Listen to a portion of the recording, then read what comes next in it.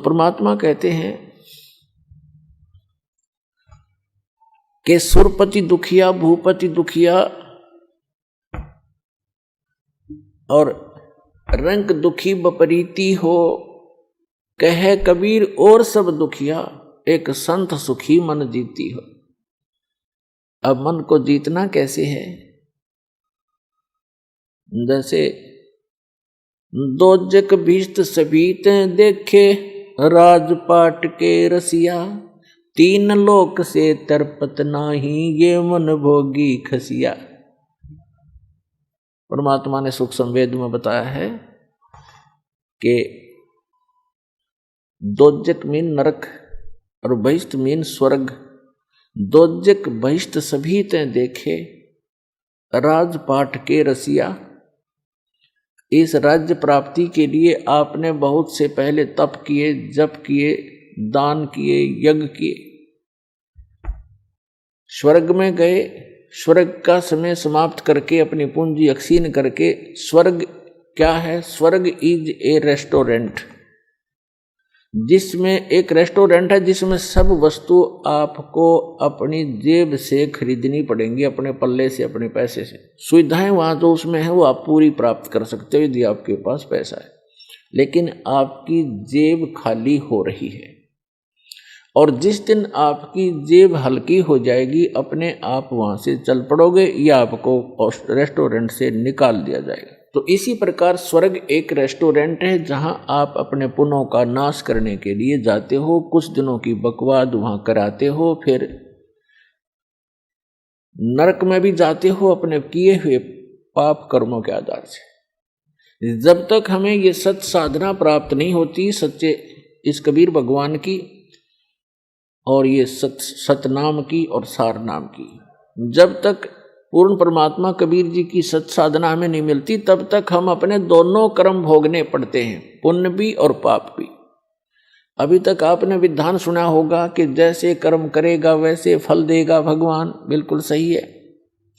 आपके जैसे कर्म पूर्व जन्म के हैं उनसे आपकी एक जीवन बन गया, किस्मत बना दी। आपके जो संचित कर्मों में से कुछ पुण्य ले लिए, कुछ पाप ले लिए। उस एवरेज से जिसके पुण्य घने हैं और पाप कम हैं, तो उसके पुण्य उसी रेशो से अधिक जीवन में आपको प्राप्त हैं, और पुण्य भी उसी आधार से और पाप भी उन्हीं की रेशो से। तो आप जी को दोनों भोगने पड़ेंगे। यहाँ इस प्रारब्ध बोलते हैं इसको, प्रारब्ध यानी जीवन में लिखी हुई किस्मत के जो कर्म हैं, जो संस्कार हैं किस्मत के, उनको प्रारब्ध कर्म बोलते हैं। और प्रारब्ध कर्म को कोई नहीं चेंज कर सकता, ना विष्णु जी कर सकते, ना ब्रह्मा जी कर सकते, ना शिव जी कर सकते, ना ब्रह्म कर सकता, ना परब्रह्म कर सकता। परम अक्षर ब्रह्म कर सकता है। मासा घटे न तिल बधे, विधना लिखे जो लेख, और सच्चा सतगुरु मिटाकर ऊपर मार दे मेघ, यानी फॉरएवर खत्म कर देता है। मासा घटे न तिल बधे, यानी 1 ग्राम भी आपके संस्कार इधर उधर नहीं हो सकते, और ना बढ़ सकते ना कम हो सकते। जो विधाता ने आपके भाग्य में, प्रारब्ध में, किस्मत में लिख दिए। प्रारब्ध माने किस्मत। आपकी किस्मत में जो लिखा हुआ उसमें से ना मासा घट सकता है और ना ही तिल के समान बढ़ सकता है। आपको दोनों भोगने पड़ेंगे जब तक आप परम अक्षर ब्रह्म, उस सत्य पुरुष अल्लाहु अकबर, उस कबीर भगवान की भक्ति नहीं करोगे। उसकी भक्ति कौन सी है? जैसे वैसे तो आप देखते हो कबीर पंथ बहुत चले हुए हैं। कबीर पंथियों की यदि आप कैलकुलेशन करो, टोटल करोगे तो लगभग 20 करोड़ के आसपास कबीर पंथी मिलेंगे आपको। लेकिन वो कबीर पंथी नहीं है, उनके पास यथार्थ भक्ति नहीं है। तो सत्य साधना उस कबीर परमेश्वर की इस दास के अतिरिक्त विश्व में किसी के पास नहीं है, पूर्ण परमात्मा की।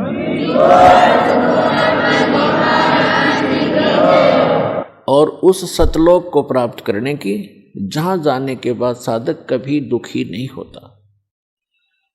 तो जो प्रसंग चल रहा है कि परमात्मा ने बताया है कि जब तक आप इस सत साधना को छोड़कर अन्य जो साधनाएं करते हो तो दोजक मीन नरक और बहिष्ठ मीन स्वर्ग, दोजक बहिष्ठ सभी ते देखे राजपाट के रसिया, और 3 लोक से तरपत नाही ये मन भोगी खसिया। है अपनात्मा परमात्मा के इन अनमोल वचनों को हृदय में जचा लो। ये कोई डूम भाट के गीत नहीं, एक परम पिता के बताया हुआ मार्ग है। अब प्रसंग चल रहा है कि दोजक भिष्ट सभी ते देखे राजपाट के रसिया। आपने अन्य साधनाएं करके आप जी ने स्वर्ग भी प्राप्त किया और नरक भी, दोनों भोग लिए, और 3 लोक से तरपत नाही ये मन भोगी खसिया। 3 लोक भी यदि इस जीव को दे दे, इस मन की फिर भी तृप्ति नहीं है, सेटिस्फैक्शन नहीं है। क्यों नहीं है? क्योंकि आत्मा को ज्ञान नहीं है और मन एक शैतान है, उस शैतान का एजेंट है, काल का एजेंट है, ब्रह्म का। तो पुण्यात्माओं, 3 लोक से तरपत नाही ये मन भोगी खसिया। जैसे कोई सरपंच बन जाता है गांव का प्रधान, उसकी फिर नीयत ये रहती है कि चेयरमैन बनूं तो बात बने, क्योंकि सरपंचों के ऊपर चेयरमैन अधिकारी होता है। फिर सोचता है चेयरमैन बनने के बाद कि एमएलए बनूं जब बात बने। एमएलए बनने के बाद तो फिर उसके मन में एक धारणा बनती है कि एमएलए भी कोई खास बात नहीं, मिनिस्टर बनूं जब बात बने, जब आनंद आए। मिनिस्टर बनने के बाद उसकी टेंडेंसी बन जाती है कि मुख्यमंत्री बनूं जब हाथ में कमांड आवे, न तो कोई मजा नहीं आया। अब मुख्यमंत्री बनने के बाद उसको संतुष्टि नहीं होती, वो सोचता प्रधानमंत्री बनूं जब जी में जी आवे, जब आनंद हो, ओवरऑल कंट्रोलर बनूं। जो मनुष्य जीवन का काम था वो तो स्टार्ट भी नहीं किया। ऐसी सोच करते करते मृत्यु हो जाती है और फिर वो प्राइम मिनिस्टर बनने की आशा रखने वाला गधा मिनिस्टर बना खड़ा है, वो गधा बन गया।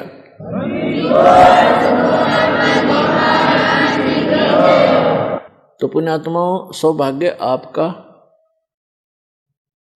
आप जी को ये वचन सुनने को मिल रहे हैं, क्योंकि ये वचन परमात्मा के बताए हुए हैं कि कबीर हरि के नाम बिना राजा रसब हो और मट्टी लदे कुम्हार के घास न डाले कोई। स्वर्ग का राजा इंद्र या पृथ्वी का राजा भी क्यों ना हो, यदि भक्ति नहीं करता भगवान की, उस पूर्ण परमात्मा की, वो रसब गधे की खच्चर बनेगा, खच्चर। तो पुण्यात्माओं, तो ये ज्ञान परमात्मा ने आके दिया है, इस पर आपने जोर देना पड़ेगा, ये सत्य है। और अन्य साधनाएं जैसे दास बहुत बार बताता है कि जो पूर्व जन्म के प्रारब्ध में, यानी पूर्व जन्म की किस संस्कारों से बनी किस्मत, उसको प्रारब्ध कहते हैं। आपकी किस्मत में आपके पुण्य अधिक हैं तो आपको पुण्यों के आधार से परमात्मा सभी सुख सुविधाएं देता ही रहेगा। आप चाहे भक्ति करो या ना करो, आप चाहे डाके डालो, चोरी करो, झूठ बोलो सारा जीवन, यदि आपके पुण्य घने हैं, पूर्व जन्म की आपकी बैटरी चार्ज है, तो तब तक आपको कोई प्रॉब्लम नहीं आएगी। और जो पुण्यात्माएं होती हैं जिनको सर्व सुख हैं, वो फिर भी कुछ ना कुछ भक्ति अवश्य करते हैं, वो रह ही नहीं सकते भक्ति किए बिना। तो वो जैसी भी साधनाएं परंपरागत प्राप्त होती हैं या किसी से सुनने से या कोई गुरु मार्गदर्शक से प्राप्त करके वो करते हैं, और उनको सुख तो मिल रहा होता है उनके प्रारब्ध से, यानी पूर्व जन्म के संस्कार से बनी किस्मत से, और वो ये सोच रहे होते हैं कि जो गुरु जी ने ये क्रियाएं मुझे बता रखी हैं, मुझे इनसे लाभ हो रहा है। तो ये उसकी भूल होती है। एक जीवित उदाहरण बताते हैं एक आपको कि एक रोहतक शहर के अंदर एक फाइनेंसर था, फाइनेंसर जो ब्याज पे पैसे देता है। तो इस दास ने प्रारंभ में जब ये शुरू किया, सरकारी नौकरी को त्याग दिया, तो भक्तों ने सोचा कि ज़्यादा दुखी हो जाते हैं गुरुजी, गांव गांव में जाते हैं, बसों में जाते हैं, तो तंग हो जाते हैं। एक जीप की व्यवस्था की, उसके लिए फाइनेंस करवाया उस फाइनेंसर से। वहां आने जाने लगे, बैठने लगे, स्वभाव ठीक था। हमारे भक्तों ने उनको समझाने की चेष्टा की, उसके पिताजी को भी कहा, वो भी वहीं बैठता था उसी ऑफिस में। तो उसके पिताजी से कहा कि आप ये ज्ञान समझो, हमारे गुरु जी ऐसे भक्ति बताते हैं, आप ये भक्ति करो। तो वो उनके पिताजी कहने लगे कि भाई आज मेरे घर में जो सुख है शायद किसी को होगा, और मैंने गुरु भी बना रखा है, और हम श्री राम, श्री कृष्ण और श्री शंकर भगवान, श्री विष्णु भगवान और दुर्गा माता आदि की पूजा करते हैं। अरे इन्होंने हमारे सारे ठाठ कर रखे। एक लड़के का तो ये व्यवसाय, वो प्रॉपर्टी डीलर का काम भी करता था, फाइनेंसर का भी काम करता था, खूब बढ़िया काम चल रहा था, अच्छी कोठी बना रखी थी। उसी का एक भाई जज लगा हुआ था, जज, और उसकी पत्नी भी जज लगी हुई थी। तो वो बुजुर्ग कहता है, उनका पिताजी कह रहे हैं कि आज मेरे घर में जो सुख है शायद किसी को होगा। सारी बताई कि एक बेटा तो ये बहुत पैसे कमाता है, हम इसी ने सुख मान रहे हैं। एक बेटा जज लग गया है और बेटे की पत्नी भी जज। तो ठीक है, हमारे भक्त के बोले, इस तक वो सुनने को तैयार भी नहीं, तो चुप करके आ गए। उसने 2-3 महीने के बाद क्या किया कि एक अपने धर्म गुरु से धार्मिक अनुष्ठान घर पर करवाया। उस समय सभी बच्चे छुट्टी लेकर आ गए थे, वो जज भी आ गया था, फाइनेंसर वहीं था। तो जो उनके गुरुजी ने जो क्रिया करी थी, उसके बचे हुए फूल, जो फूल फाल चढ़ाते हैं, माला डालते हैं, कुछ हवन किया होगा, उसकी राख बच गई थी, उसको जल प्रवाहित करने की आज्ञा दी उसके गुरुजी ने। वो दोनों बेटे, एक जज और एक वो फाइनेंसर, उस राख को लेकर गए। उनका ड्राइवर साथ था गाड़ी में। रोहतक से दिल्ली रोड के ऊपर एक JLN बोल रहे हैं उसको, जवाहरलाल नेहरू कैनाल, बहुत भारा, बड़ी गहरी वहां से चलती है, बह रही थी। उस पे जाके उन दोनों ने पटड़ी पर गाड़ी चढ़ाई, ड्राइवर ने गाड़ी रोकी, दोनों उतर गए। उन्होंने वो जो भी थैला सामग्री थी वो ऐसे खाली कर दी जल में। वो जल में नहीं गई, उस कैनाल के उस नहर की पटड़ी ज्यादा टेढ़ी थी ऐसे, तो वो ऐसे गिर गई ऊपर ने। तो उन्होंने, एक भाई ने हाथ पकड़ लिया, एक कहने लगा मेरा हाथ पकड़, मैं नीचे जाके इनको जल में सरका देता हूँ, बहा देता हूँ। तो एक का ऊपर हाथ पकड़े था, वो नीचे जा रहा था भारी, तो वो नीचे वाला भी तगड़ा था, तो उसका पैर रिपट गया क्योंकि काई लगी हुई थी। और साथ में उसका भाई हाथ पकड़ रहा था, वो भी साथ आ गया क्योंकि उसे और मजबूती से पकड़ा। जब गिरने लगा तो वो भी नीचे गिर गया। दोनों उस नहर में गिर कर डूब कर मर गए। तीसरे दिन लाश पाई उनकी। पुण्यात्माओं, परमात्मा कहते हैं कि झूठे सुख को सुख है ये मान रहा मनमोद, ये सकल चबीना काल का कुछ मुख में कुछ गोद। अब आज उस बूढ़े के घर में जो कहर था शायद किसी के घर में होगा, जहां वो ये सोच रहा था कि जो सुख आज मुझे शायद किसी को होगा। जब तक हम उस परम पिता की शरण ग्रहण नहीं करेंगे और जो साधनाएं हम करते हैं उससे हम मान बैठे हैं कि ये साधना से मुझे लाभ हो रहा है, कहां गई उसकी साधना? वो कहर टूट गया उस घर पे। तो पुण्यात्माओं, इसका समाधान केवल एकमात्र कबीर परमात्मा है और उसकी ये सच साधना जो दास के पास है। इसके अतिरिक्त कोई कबीर साहब का नाम लेकर के अगर आपको कोई जंतर मंत्र बताता है तो व्यर्थ है, यूजलेस है।